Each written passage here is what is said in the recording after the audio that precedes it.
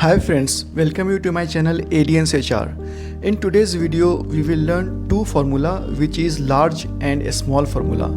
By using this formula, you will able to find the largest and smallest number in a series.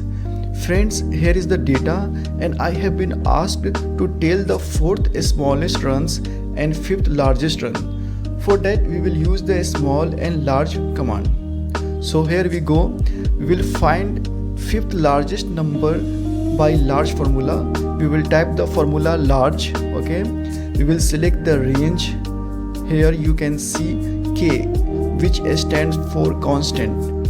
If you want fourth largest number, so we will type 4 as a reference, and if you want first largest number, then we will enter first here. So here you can see the result. Now in the same way we will use a small function. So we will type small and then give the range, then K is for constant. Now you can give the reference here. So if you want fourth smallest number that is appearing here, so need to type 4 here. If you want first smallest number, then you need to type 1 here.